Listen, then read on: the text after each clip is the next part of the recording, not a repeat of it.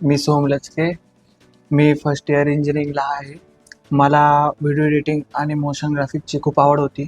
त्यामुळे मी Six Shadow Academy VFX and Design इथे ग्राफिक्स डिझाईन आणि मोशन ग्राफिक्स यासाठी ॲडमिशन घेतले आहे.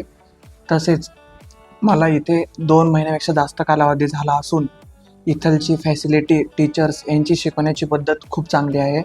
ती मला खूप आवडते. यांचे सर्व टीचर्स सरांचे माझ्याकडे खूप पर्सनली लक्ष असते.